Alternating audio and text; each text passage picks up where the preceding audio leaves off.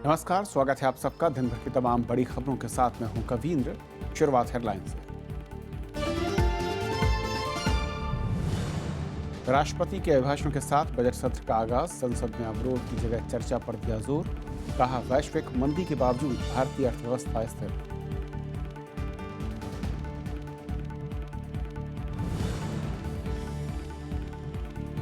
प्रधानमंत्री ने जताई बजट सत्र की कामयाबी की उम्मीद। कहा, आलोचना से लोकतंत्र होगा मजबूत। विपक्ष के सकारात्मक रुख की तारीफ।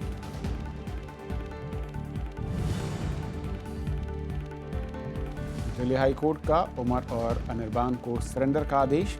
कहा, करें कानून का पालन। राहुल गांधी का सरकार पर छात्रों की आवाज दबाने का आरोप।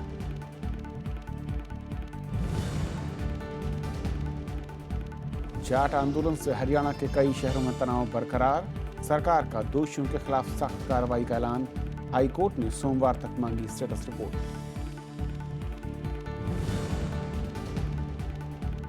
और 4 दिनों की राहत के बाद शेयर बाजार में भारी गिरावट। सेंसेक्स 379 और निफ्टी 125 अंक टूटा। वैश्विक बाजारों में सुस्ती और बिकवाली का असर। और आइए देखते हैं पहली खबर।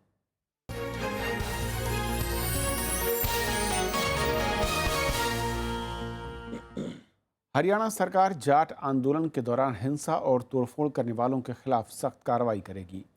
रोहतक पहुंचे हरियाणा के मुख्यमंत्री ने कहा कि लापरवाही बरतने वाले अधिकारियों को बख्शा नहीं जाएगा। वहीं हरियाणा के ज़्यादातर इलाकों में हालात तनावपूर्ण हैं। आज 210 और ट्रेनें रद्द करनी पड़ी। हालांकि दिल्ली को अमृतसर से जोड़ने वाले राष्ट्रीय राजमार्ग 1 पर यातायात सामान्य हो गया है। जाट आंदोलन की वजह से हरियाणा के हिसार, हांसी और भिवानी के कई इलाकों में मंगलवार को भी कर्फ्यू रहा, तो जींद से कर्फ्यू हटा लिया गया। वहीं रोहतक और सोनीपत में हालात अब भी तनावपूर्ण हैं। रोहतक में कर्फ्यू में 4 घंटे की ढील दी गई। इस बीच रोहतक पहुंचे मुख्यमंत्री मनोहर लाल खट्टर को लोगों के विरोध का सामना करना पड़ा। गुस्साए लोगों ने उनका घेराव किया और शहर को बंधक बनाने वाले लोगों के खिलाफ कड़ी कार्रवाई की मांग की। मुख्यमंत्री ने दोषियों के खिलाफ सख्त कार्रवाई का भरोसा दिया। जिन दंगाइयों ने, जिन उपद्रवियों ने दुकानें जलाई हैं अथवा सामान लूटा है, उनकी पहचान करके उनके खिलाफ भी कार्रवाई पूरी की जाएगी। जिस किसी का जितना भी नुकसान हुआ है उसकी पूरी भरपाई की जाएगी, उसमें कहीं कोताही नहीं बरती जाएगी। इसके बाद मुख्यमंत्री मनोहर लाल खट्टर ने दिल्ली में जाट आरक्षण पर बनी केंद्रीय समिति से मुलाकात की। इसका हल कोई एक दिन में नहीं निकल सकता। कानूनी पहलू है, संवैधानिक पहलू है, लेकिन हम इसके हल के नजदीक हैं। धीरे धीरे हम रोज सबसे, कल भी हम बैठे थे, आज भी हम बैठे, हम डेली बैठेंगे और जल्दी इसका हल निकालेंगे। आज उनका पक्ष लिया, हरियाणा में क्या स्थिति है, क्या होना चाहिए, उनका पक्ष लिया है। धीरे धीरे सबका पक्ष लेकर फिर कंपाइल करेंगे। इस बीच पंजाब और हरियाणा हाईकोर्ट ने राज्य सरकार से जाट आंदोलन पर सोमवार तक स्टेटस रिपोर्ट पेश करने को कहा है। इस आंदोलन में अब तक 19 लोगों की मौत हो चुकी है। साथ ही सरकारी और निजी संपत्ति का बड़े पैमाने पर नुकसान हुआ है। उधर राजस्थान में जाट आंदोलनकारियों ने मंगलवार को भरतपुर जिले में हेलक रेलवे स्टेशन पर एक मालगाड़ी को आग लगा दी, तो जयपुर आगरा रेलमार्ग पर पपरेरा रेलवे स्टेशन पर भी तोड़फोड़ की गई। आंदोलनकारियों और राजस्थान सरकार के बीच सोमवार रात हुई बातचीत बेनतीजा रही थी। Bureau report, Rajya Sabha TV. और इस पूरे मसले पर और बातचीत करने के लिए हमारे साथ ओपिनियन पोस्ट के एडिटर प्रदीप कुमार सिंह जी हैं। प्रदीप जी, स्वागत है आपका। और सबसे पहले तो जिस तरीके से ये आंदोलन चल रहा या शुरू हुआ, मैं कहूँ उसके बाद जिस तेज़ी के साथ ये हिंसक होता गया और अब थोड़ा सा मैं कहूँ कि शांतिपूर्ण है लेकिन तनाव बरकरार है, क्या राज्य सरकार इसको मैं कहूँ कि इससे टैकल करने में कहीं कोई एक बड़ी चूक रही है या फिर एक कन्फ्यूज़न, एक मैं कहूँ कि संशय की स्थिति उसके सामने रही है कि आखिर वो रोक क्या ले? नहीं, दोनों बातें हैं। देखिए, निश्चित रूप से सरकार की लापरवाही कहें या नाकामी कहें, वो साफ नज़र आती है। शायद सरकार, राज्य सरकार इस बात का अंदाज़ा नहीं लगा पाई कि ये आंदोलन इस तरह का रूप ले लेगा, इतना उग्र रूप ले लेगा।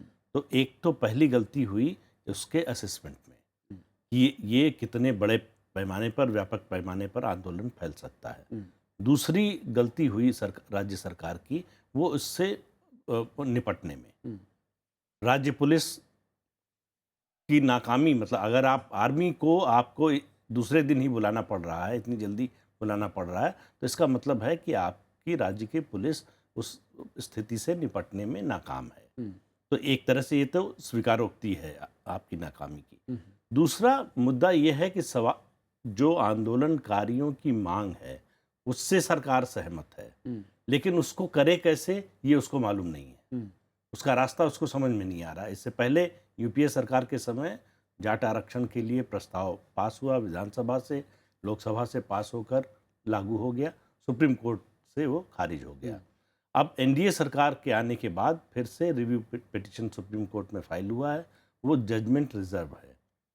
तो सुप्रीम कोर्ट का जब तक जजमेंट नहीं आता सरकार नया कोई कदम उठा नहीं सकती। हाथ में उसके कुछ नहीं है। हाँ, सरकार को भी मालूम है कि 50% से ऊपर जा नहीं सकती।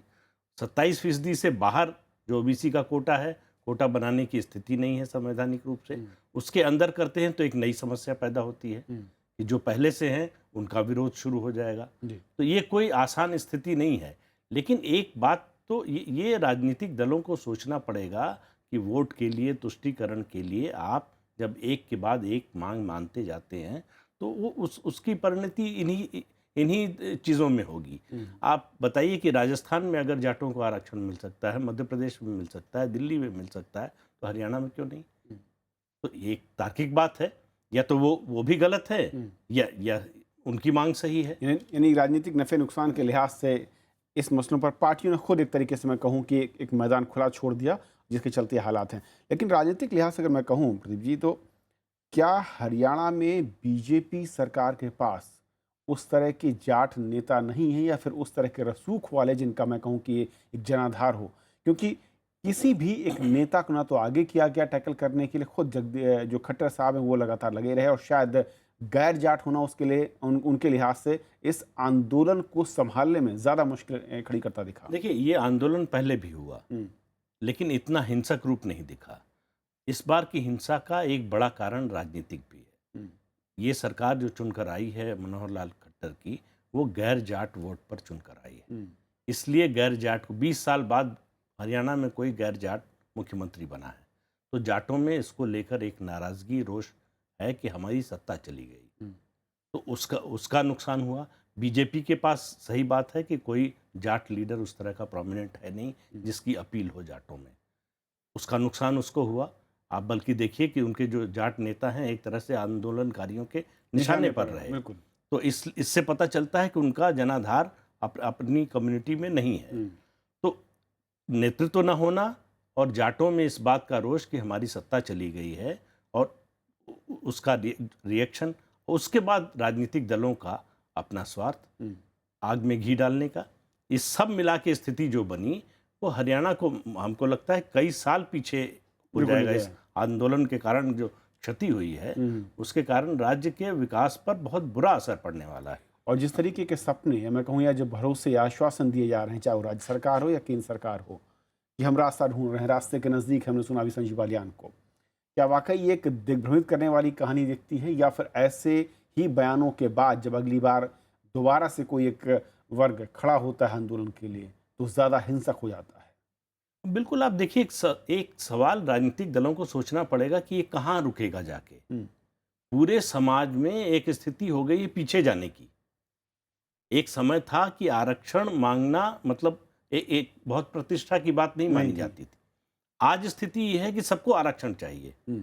आप आज जाटों की बात मान लीजिए, कल राजस्थान में गुर्जर कह रहे हैं कि उनको एसटी का दर्जा दिया जाए, वो मानिए, फिर पाटीदारों की बात मानिए, फिर कापू की बात मानिए, फिर अहम की बात मानिए, मराठा की बात मानिए। तो अगर इसी रिजर्वेशन में आप इन सबको शामिल करते जाएंगे और इन सबको शामिल कर लें तो नई मांग आएगी, तो फिर जो पहले से हैं उनका क्या होगा? तो एक नई समस्या पैदा होगी। क्या 100% हो जाएगा आरक्षण? ऐसा तो संभव नहीं है। फिर क्या होगा? एक मत ये भी है कि ये शायद जो पाटीदारों ने गुजरात में बोला कि अगर हमको नहीं दे सकते तो आरक्षण खत्म करो, तो ये भी माना जा रहा है कि शायद एक वर्ग ऐसा है जिसको लगता है कि आरक्षण को खत्म कराने का यही रास्ता है।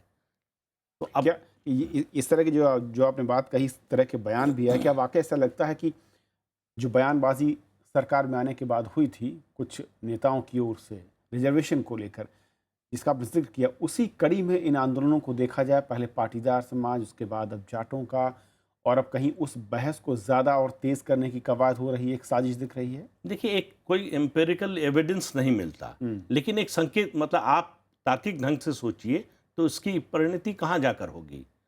या तो 100% आरक्षण में होगी या आरक्षण खत्म करने में होगी। कोई तीसरा रास्ता अभी तुरंत फौरी तौर पे तो दिखाई नहीं देता। तो चर्चा के लिए, तर्क के लिए ये मानने में कोई हर्ज नहीं है, और एक समाज का अच्छा खासा वर्ग है जो चाहता है कि आरक्षण खत्म हो जाए, या वो चाहता है कि इस जिन लोगों को आरक्षण मिल रहा है उनमें से बड़ी संख्या में जो क्रीमी लेयर है उसको हटाया जाए, जो सचमुच इसके हकदार हैं उनको मिले। लेकिन ये मसला राजनीतिक रूप से इतना संवेदनशील है कि कोई राजनीतिक दल तार्किक और सही बात बोलने का साहस नहीं कर सकता। मामला पूरा कोई नहीं कह सकता कि आरक्षण खत्म कर दीजिए। अगर उसको राजनीति करनी है, जो राजनीति से बाहर है वो बोल सकते हैं। लेकिन जिनको चुनावी राजनीति में रहना है वो आरक्षण के खिलाफ चाहें भी तो बोल नहीं सकते। एक आखिरी सवाल सर, जबकि अभी पूरा मामला संवैधानिक और कानूनी है, और मैं कहूँ कि कानून की चौखट पर इसका फैसला होना है, और ऐसे में राजनीतिक दल जिस तरीके की गोलबंदी कर रहे हैं, या फिर मैं कहूँ कि जिस तरीके से हवा दे रहे हैं, क्या आपको लगता है कि कहीं नुकसान ज़्यादा होगा जिस फायदे की उम्मीद लगाए बैठे हैं कुछ दल? बिल्कुल होता है सर, ये एक तरह का जुआ है भाई। इसकी एक सीमा आएगी ना। मान लीजिए कि आज आप उनकी मांग जो है मान लें, उसका एक आपको फ़ायदा हुआ, लेकिन कल इससे बड़ा आंदोलन दूसरे वर्गों की तरफ से हुआ और वो न कर पाए आप, तब उसका नुकसान होगा। तो ये ऐसा, मतलब अंधे कुएं की तरह है। आप नीचे गए तो नीचे ही जाते जाएंगे, विकल्प बहुत कम है इसमें। बहुत बहुत शुक्रिया प्रदीप जी इस पूरी बातचीत के लिए आपका। तो ये थी हमारी आज की पहली खबर। छोटा सा ब्रेक, और ब्रेक के उस पार दिन भर की दूसरी बड़ी खबर।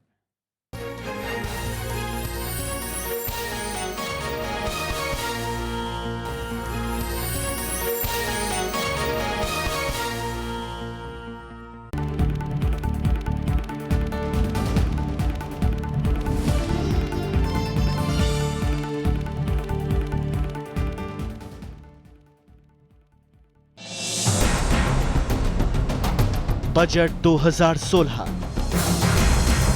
राज्यसभा टीवी पर खास प्रसारण, वित्त मंत्री का भाषण,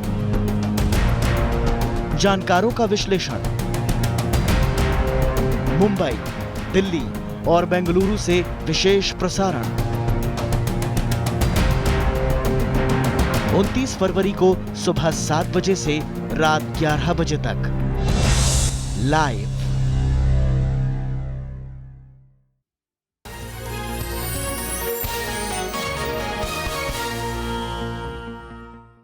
राष्ट्रपति प्रणब मुखर्जी ने संसद के भीतर चर्चा पर जोर दिया है। संसद की संयुक्त बैठक को संबोधित करते हुए उन्होंने कहा कि लोकतांत्रिक प्रणाली में वाद विवाद जरूरी है, अवरोध नहीं। साथ ही उन्होंने कहा कि बेहतर प्रशासन के लिए संस्थाओं को बेहतर बनाने, प्रक्रियाओं को सरल बनाने और पुराने कानूनों को हटाने के लिए महत्वपूर्ण कदम उठाए गए हैं। आतंकवाद के मसले पर उन्होंने कहा कि इससे सख्ती से निपटा जाना चाहिए। ऑनरेबल मेंबर्स, राष्ट्रपति प्रणब मुखर्जी के अभिभाषण के साथ ही संसद के बजट सत्र का आगाज हो गया। सत्र के पहले दिन दोनों सदनों की संयुक्त बैठक को संबोधित करते हुए राष्ट्रपति ने केंद्र सरकार की नीतियों और उपलब्धियों की तारीफ की। उन्होंने कहा कि सरकार गरीबों की उन्नति, किसानों की समृद्धि और युवाओं को रोजगार देने के लिए तेजी से काम कर रही है। राष्ट्रपति प्रणब मुखर्जी ने संसद को जनता की सर्वोच्च आकांक्षाओं का प्रतीक बताते हुए सदन में गतिरोध पर चिंता भी जताई। Our parliament reflects the supreme will of the people. Democratic temper calls for debate and discussion and not disruption or obstruction. I urge all members of parliament to discharge their solemn responsibilities in a spirit of cooperation and mutual accommodation. राष्ट्रपति ने कहा कि सरकार किसानों को फसल की बेहतर कीमत दिलाने के लिए राष्ट्रीय स्तर पर ई प्लेटफॉर्म का गठन कर रही है। साथ ही कारोबार को आसान बनाने के लिए कानूनों में संशोधन किया जा रहा है और भ्रष्टाचार की गुंजाइश खत्म करने के पर्याप्त उपाय किए गए हैं। उन्होंने मेक इन इंडिया कार्यक्रम को सफल बताते हुए कहा कि इससे FDI निवेश 39% बढ़ा है। वहीं वैश्विक अर्थव्यवस्था में मंदी के बावजूद भारत में आर्थिक स्थायित्व बना हुआ है। India is a haven of stability in an increasingly turbulent global economy. GDP growth has increased, making India the world's fastest growing economy among the large economies. Significant steps have been taken to reform institutions, simplify procedures, and repeal obsolete laws. राष्ट्रपति प्रणब मुखर्जी ने कहा कि सरकार पाकिस्तान के साथ सम्मानजनक आपसी संबंध बढ़ाने और सीमा पार आतंकवाद का सामना करने के लिए कृत संकल्प है। साथ ही उन्होंने सीमा पार के आतंकवाद से निपटने के लिए सख्त और प्रभावी कदम उठाए जाने पर भी जोर दिया। राष्ट्रपति ने पठानकोट हमले को नाकाम करने के लिए सुरक्षा बलों को बधाई भी दी। विशाल दैया के साथ श्याम सुंदर, राज्यसभा टीवी। कांग्रेस ने राष्ट्रपति के भाषण पर गहरी निराशा जताई। पूर्व केंद्रीय मंत्री और कांग्रेस नेता अश्विनी कुमार ने कहा कि भाषण बिल्कुल दिशाहीन रहा। उन्होंने कहा कि इसमें कुछ भी नया या प्रेरणादायक नहीं था। उन्होंने इस पर भी निराशा जाहिर की है कि भाषण में ज्वलंत मुद्दों को तवज्जो नहीं। हालांकि केंद्रीय संसदीय कार्य मंत्री वेंकैया नायडू ने कहा कि NDA सरकार का फलसफा सबका साथ, सबका विकास और सरकार सही दिशा में आगे बढ़ रही। एक भी नई चीज इस अभिभाषण में नहीं आई और जो ज्वलंत मुद्दे हैं देश के सामने, JNU का मुद्दा है, हर जाट आरक्षण का मुद्दा है और जिस तरह का वातावरण देश में है, ऐसे लगता है कि मानो सारे देश ने अपने ऊपर ही एक प्रहार शुरू कर दिया हो। कोई समुदाय, कोई वर्ग संतुष्ट नहीं है, किसी पर कोई चर्चा नहीं। The President's address is very inspiring and the government is working the philosophy of सबका साथ, सबका विकास. That is the essence of Governor's address and it's very inspiring. प्रधानमंत्री नरेंद्र मोदी ने उम्मीद जताई है कि बजट सत्र सफल रहेगा और इसका इस्तेमाल रचनात्मक बहस के लिए होगा। बजट सत्र के पहले दिन संसद परिसर में उन्होंने कहा कि विपक्षी दलों ने तमाम बैठकों के दौरान सकारात्मक रुख दिखाया है। प्रधानमंत्री ने कहा कि विपक्ष को सरकार की आलोचना करनी चाहिए और उसकी कमियां भी उजागर करनी चाहिए। इससे लोकतंत्र मजबूत होगा। प्रधानमंत्री ने कहा है कि देशवासियों की नज़रें संसद, रेल बजट और आम बजट पर टिकी हैं। वैश्विक अर्थव्यवस्था में आज भारत की स्थिति के कारण दुनिया भी बजट सत्र पर ध्यान दे रही है। उन्होंने कहा कि औपचारिकताओं से ऊपर उठकर बातचीत की जा रही है और इस सत्र में लोग इसे महसूस करेंगे। दिल्ली हाई कोर्ट ने JNU में कथित रूप से देश विरोधी नारे लगाने वाले छात्रों उमर खालिद और अनिर्बान भट्टाचार्य को सरेंडर करने के आदेश दिए हैं। अदालत ने कहा कि छात्रों को कानून का पालन करना होगा। हालांकि उनकी सुरक्षा को लेकर अदालत बुधवार को सुनवाई करेगी। वहीं दिल्ली पुलिस ने कन्हैया कुमार के मामले में रुख बदलते हुए कहा कि वो अदालत में कन्हैया की जमानत का विरोध करेगी। कोर्ट ने इस मामले में बुधवार को स्टेटस रिपोर्ट मांगी है। कन्हैया कुमार के मामले पर दिल्ली हाईकोर्ट ने पुलिस से स्टेटस रिपोर्ट मांगी है। कथित रूप से देश विरोधी नारे लगाने के आरोपी कन्हैया की जमानत याचिका पर सुनवाई के दौरान अदालत ने ये आदेश दिया। दरअसल पुलिस ने अपने पहले के बयान से पलटते हुए कन्हैया की जमानत का विरोध किया, जिसके बाद अदालत ने बुधवार तक सुनवाई स्थगित कर दी। आज कोर्ट ने बेल एप्लीकेशन और रिट पिटीशन का नोटिस इशू किया, जिसको आज हमने उस नोटिस को एक्सेप्ट कर लिया। हमने समय मांगा है कोर्ट से to file a status report. वो स्टेटस रिपोर्ट कल सुबह 9 बजे तक हम दाखिल कर देंगे। इससे पहले कन्हैया की जमानत याचिका का विरोध नहीं करने की बात कहने वाली दिल्ली पुलिस का कहना है कि उनके पास कन्हैया के खिलाफ पुख्ता सबूत है। Kanhaiya did show some repentance when he issued that appeal. He has denied issuing that appeal. He has made certain false allegations. So we have reasonable apprehension that if he will come out on bail, he is bound to impact investigation. उधर दूसरे आरोपी उमर खालिद और अनिर्बान भट्टाचार्य की याचिका पर अदालत ने साफ कर दिया है कि उन्हें सरेंडर करना होगा। अदालत ने कहा कि छात्रों को नियमों का पालन करना होगा। सरेंडर से पहले छात्रों की सुरक्षा की मांग पर अदालत बुधवार को सुनवाई करेगी। विपिन चौहान, राज्यसभा टीवी। मंगलवार को संसद की संयुक्त बैठक के तुरंत बाद राज्यसभा की कार्रवाई शुरू हुई। सत्र के पहले दिन राष्ट्रपति के अभिभाषण की प्रति सदन के पटल पर रखी गई और उसके बाद दिवंगतों को श्रद्धांजलि दी गई। सदन में नेपाल के पूर्व प्रधानमंत्री सुशील कोइराला, जम्मू कश्मीर के पूर्व मुख्यमंत्री मुफ्ती मोहम्मद सईद, सीपीआई नेता एबी वर्धन और राज्यसभा के पूर्व सदस्य बंधु महतो और मशहूर नृत्यांगना मृणालिनी साराभाई के आकस्मिक निधन पर शोक जताया गया। This house joins the bereaved family, the government and the people of Nepal in mourning the passing away of Shri Sushil Koirala and conveys its heartfelt condolences to them in this hour of grief. I request members to rise in their places and observe silence as a mark of respect to the memory of the departed. अपने शोक संदेश में सभापति ने जनवरी में पठानकोट में हुए आतंकवादी हमले के अलावा पंपोर में आतंकी हमले में शहीद सैनिकों और सीआरपीएफ कर्मियों का जिक्र किया। इसके अलावा सियाचिन में ग्लेशियर में दबकर मरे 10 सैनिकों को भी सदन में श्रद्धांजलि दी गई। This house joins me in unequivocally condemning the attacks perpetrated by the terrorist outfits. The loss of precious lives and injury to the people in all these tragic incidents is indeed painful and unfortunate. मंगलवार को विभिन्न मंत्रालयों से संबंधित पत्र सदन के पटल पर रखे गए। इसके बाद सदन को बुधवार सुबह 11 बजे तक के लिए स्थगित कर दिया गया। The House stands adjourned till 11 a.m. on Wednesday. Bureau report, Rajya Sabha TV.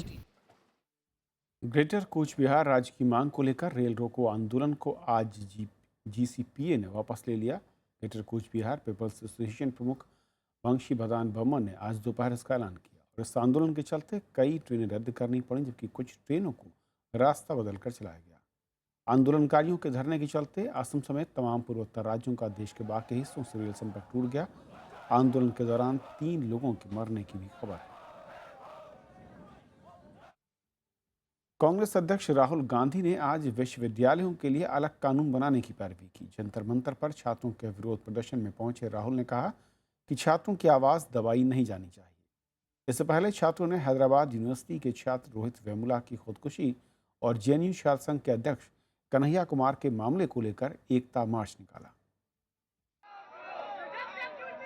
सड़कों पर उतरे ये छात्र इंसाफ की मांग कर रहे हैं।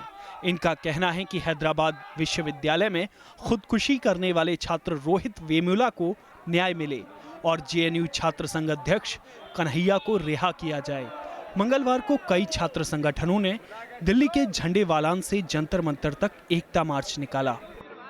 आज का जो मार्च है वो न सिर्फ रोहित वेमुला या कन्हैया कुमार बल्कि सरकार के विरोध में है। ये सरकार जो दलितों की आवाज़, छात्रों की आवाज़, मेहनत कश आवाम की आवाज़, किसानों की आवाज़, मजदूरों की आवाज़ दबाने की जो कोशिश लगातार कर रही है, उस कोशिश को हमने पहचान लिया है, उस कोशिश को हमने टारगेट कर लिया है। छात्रों का साथ देने के लिए कांग्रेस उपाध्यक्ष राहुल गांधी भी जंतर मंतर पहुंचे। उन्होंने आरोप लगाया कि छात्रों की आवाज दबाई जा रही है। राहुल गांधी ने विश्वविद्यालयों के लिए अलग कानून बनाने की बात दोहराई। अगर आप सचमुच में इससे लड़ना चाहते हो तो हमें एक कानून की जरूरत है, एक ऐसा कानून जो कॉलेजेस में, यूनिवर्सिटीज में डिस्क्रिमिनेशन को बंद करे, जो कॉलेजेस में, यूनिवर्सिटी में जो युवाओं की आवाज है उसको दबाने से रोके। वहीं दिल्ली के मुख्यमंत्री अरविंद केजरीवाल भी जंतर मंतर पहुंचे। केजरीवाल ने सरकार पर दलित विरोधी होने का आरोप लगाया। हम कहते हैं राइट टू इक्वालिटी, ये कैसी राइट टू इक्वालिटी है? ये कैसा आर्टिकल 14 है कि एक तरफ एक दलित लड़के को आत्महत्या करने के लिए मजबूर किया जाता है और दूसरी तरफ जिन मंत्रियों ने उस लड़के को आत्महत्या करने के लिए मजबूर किया वो मंत्री आज खुलेआम घूम रहे हैं और उनके ऊपर कोई एक्शन नहीं लिया जाता। बीजेपी नेता मुख्तार अब्बास नकवी ने राहुल गांधी को संसद में आकर अपनी बात रखने की सलाह दी। और लोग देश के लोकतंत्र के इस मंदिर के संवैधानिक मंच पे खड़े होकर के वो बताएं कि कहां पर देश में असहिष्णुता है, कहाँ पे देश के कानून व्यवस्था पूरी तरह से ध्वस्त हो चुकी है, कहाँ पर तानाशाही चल रही है, कहाँ पर जो है वो छात्रों के साथ अन्याय हो रहा है, ये सारी चीजें बताएं। जंतर मंतर पर इस विरोध प्रदर्शन में डॉक्टर भीमराव अंबेडकर के पोते और रोहित वेमुला के परिवार के लोग भी शामिल हुए। जेएनयू का मुद्दा उछलने के बाद ऐसा लगा कि रोहित वेमुला की इंसाफ की आवाज मंद पड़ जाएगी, लेकिन दिल्ली चलो के आह्वान के बाद एक बार फिर जेएनयू और हैदराबाद विश्वविद्यालय का मामला सरकार के लिए नए सवाल खड़े कर रहा है। कैमरामैन विवेक के साथ मोहम्मद फातेह टीपू, राज्यसभा टीवी, दिल्ली। बजट सत्र के आगाज के साथ शेयर बाजार में गिरावट दर्ज की गई। मंगलवार को सेंसेक्स 379 अंक गिरकर 23,410 पर बंद हुआ। वहीं निफ्टी 125 अंक गिरकर 7,109 पर बंद। कारोबार में सबसे ज़्यादा गिरावट बैंकिंग और रियल्टी सेक्टर में देखने को मिली। एक्सपर्ट्स के मुताबिक ग्लोबल स्टॉक मार्केट में दबाव के चलते घरेलू बाजार में गिरावट देखने को मिली है। क्रूड की कीमतों में 2% की गिरावट के चलते एशियाई बाजार पर दबाव बना हुआ है। तो खबरों के इस बुलेटिन में फिलहाल अभी इतना ही। नमस्कार।